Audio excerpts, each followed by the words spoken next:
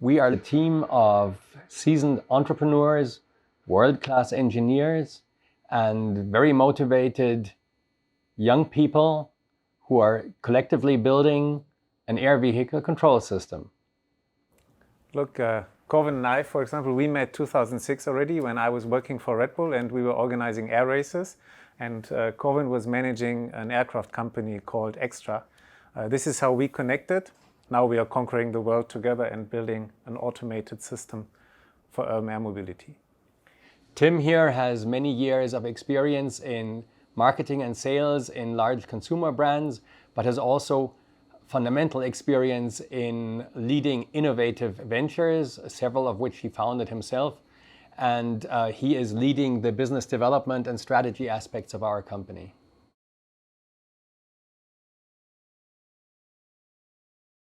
We are designing an automated air vehicle control system, a system that will allow multiple vehicles to cooperate in the skies, enabling urban air mobility, efficient, environmentally friendly, and most of all, safe.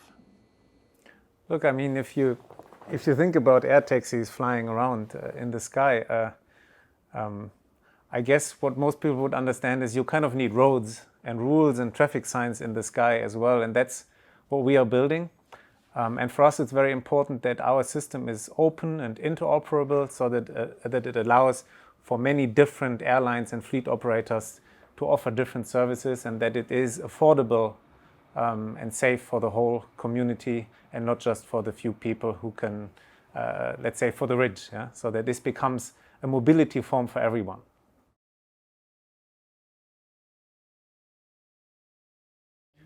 Let me get this. Of course there are, but mostly, mostly these people are working on the air vehicles themselves. But in order for this market to become a reality, you not just need the vehicles, you not just need the vertiports, the landing infrastructure, you also need the management system, the glue that connects everything together into one system. And yes, there is smart people, but not so many smart people are working on this. So that's what we do, and we are one of the few companies who do that globally.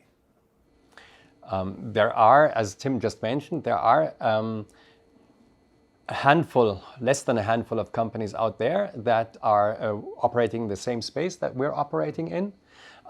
We have made it one of our design tenets, one of the core beliefs of our company, however, that we need to work from the hardest challenges backwards, and we are looking at where air taxis need to become operable at some point in time, and transporting humans for compensation is a tough challenge that hasn't been solved so far in an automated control system.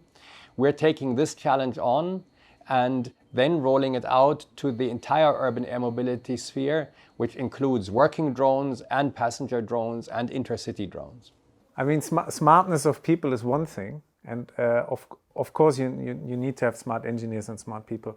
But I think the approach that we are taking is very unique. And actually our approach is a fast track towards automation in the aviation industry.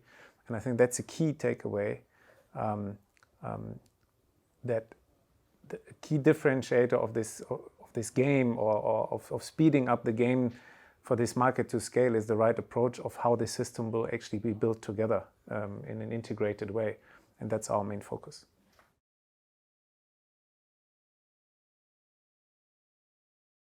Well, you know, we have the luxury of starting from a green field. This is quite unusual in industry. We are employing safety mechanisms and learning safety considerations that are time-proven in aviation, but we're also using experience from other parts of the industry, which is extremely valuable for us.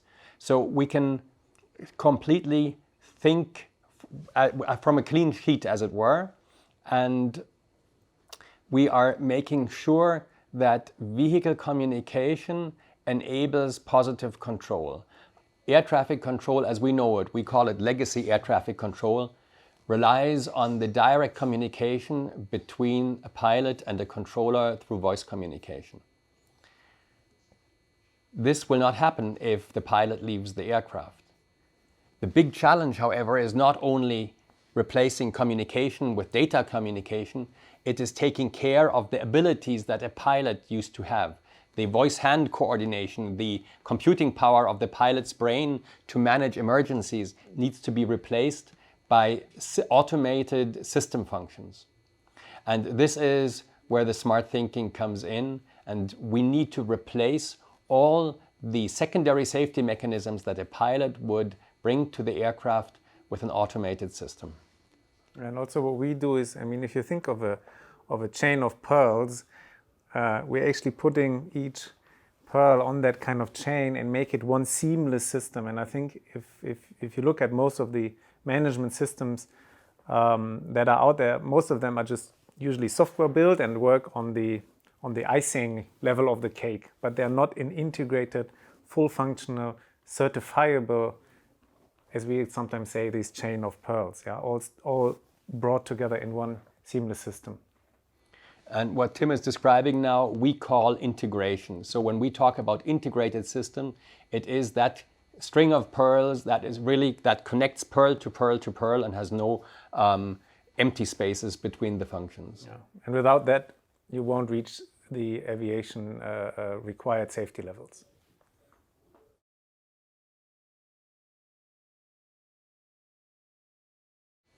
From the technology point of view, there are a few significant challenges surrounding the regulatory situation. We do not collectively, the entire industry does not know what form urban air traffic will exactly take in the next years. And we are working very hard with air vehicle manufacturers to determine a road path that leads towards increased automation. Yeah. I guess that's one of the key challenges. The other, you could say, is maybe public acceptance.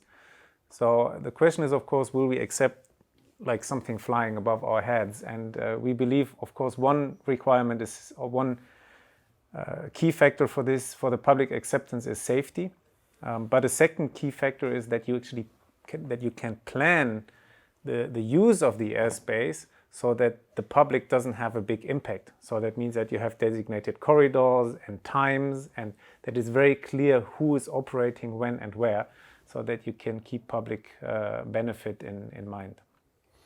And we have found from talking to city administrators that they want to be in control of their airspace, but they don't really know how because they aren't air traffic controllers. So creating an interface that lets the city actually manage their airspace at least as much as they can say where people are to fly, where they are not to fly, when they can fly, when they cannot fly.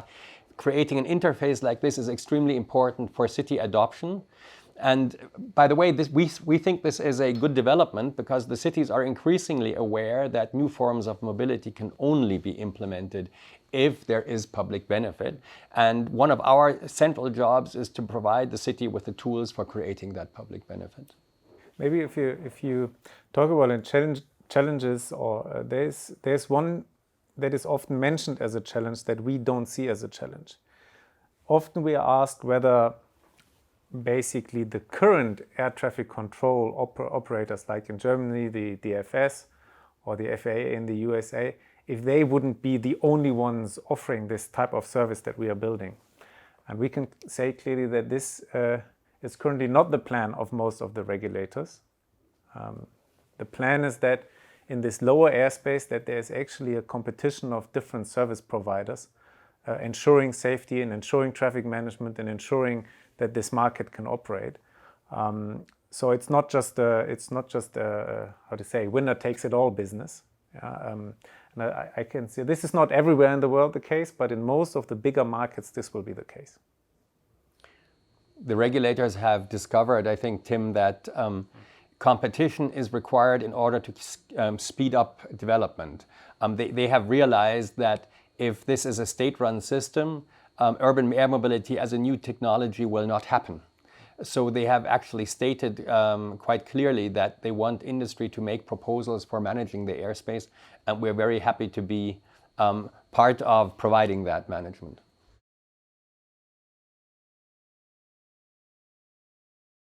Our main clients will be the fleet operators. the airlines.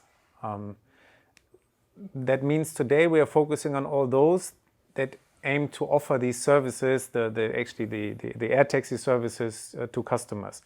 And that's currently the vehicle manufacturers themselves. So Volocopter, Lilium, Whisk, they all aim, Joby, they all aim not only to manufacture the aircraft, but also to operate as an airline. All of them are planning for early operations, like commercial operations, in the year around 2024. So our road to market is that in the next 2 years, we will be working very closely with these vehicle manufacturers together to integrate our technology into their aircraft, into their operations, and then also to roll it out into the early use cases that they are creating in different regions around the world. Yeah. We have to understand that these early systems will only be prototypes for later systems. That means that the full functionality that people would expect in 2028, 29, 30, 31 will not be there from day one, which means we will be operating simpler use cases. Simple meaning a limited number of vehicles per sky volume, a limited number of different vehicles per operation. So it could easily be that only 1 or 2 aircraft types fly in an operation initially, that there will be weather limits. So the system, the capabilities of the system will increase over time, but the fundamental safety has to be there from day one, and that's what we're working for.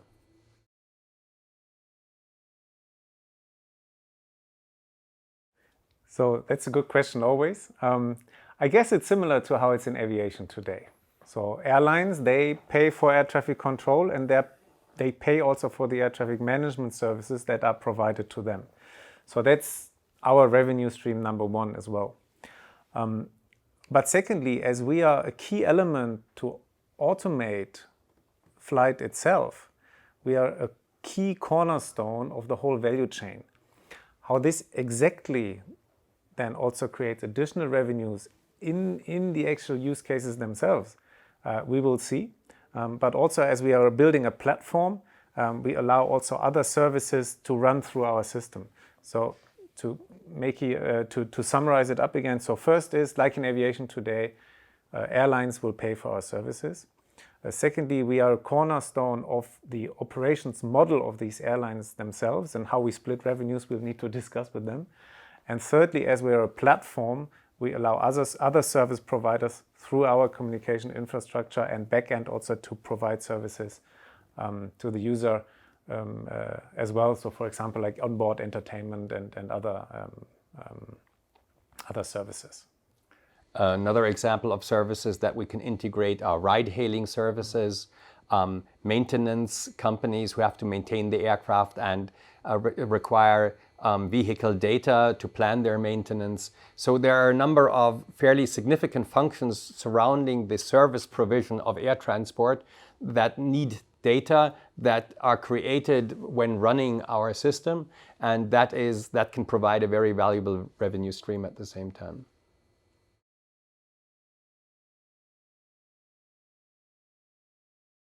So of course, as an investor, I would say if you want to have high returns, you need to engage in an industry early. And in my opinion, this is one of the very rare opportunities in the whole world where a complete new market will emerge.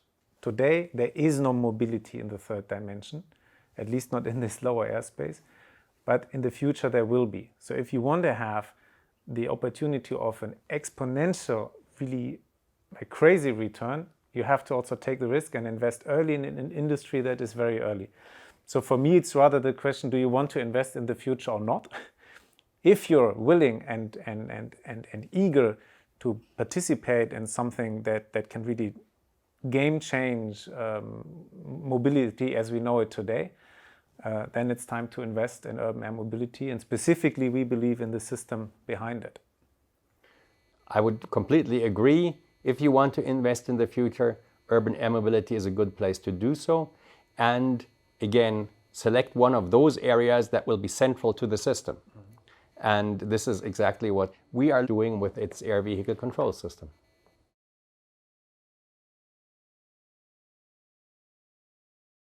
You'd have to ask that our investors. But no, jokes aside, we believe our current valuation for the next one will be somewhere in the 30 to 40 million mark.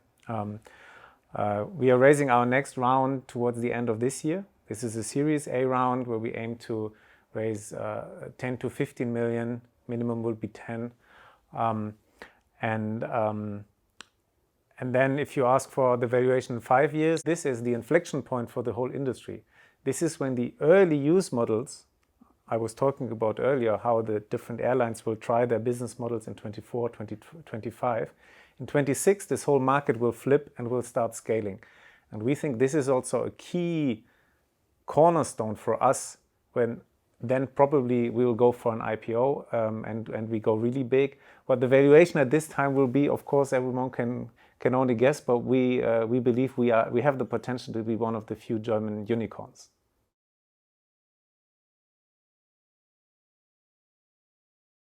Well, our ideal investor is somebody who truly understands the value proposition that's out there. If you are interested in the future and you're interested in finding the point around which scalability of a future market will concentrate, that's us. And if you're willing to back that with smart money, if your network supports that, if you can help us with further funding rounds, if you can add technological savvy to our brain trust, you are the investor we want to talk to. Yeah, maybe also in other words, look, we are a deep tech company and we're aiming for a humongous future market, but it's not yet clear in what exact year this market will be big. So we need investors who also don't get cold feet too early, but who are in it for the long game and who really want to drive this market and want to really be part of that vision. So no one who wants to have the revenues flying in 2 years' time, because that's not going to happen in air mobility. We are going for the big shot, and that's also the opportunity here. So we need investors who also have the outlook, if not for 10 years, but at least for 5, 6, 7 years plus.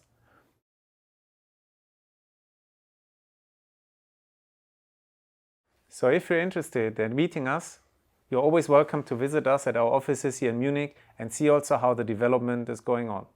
But probably the easiest to connect is via LinkedIn and find us there. Or via our website. See you soon.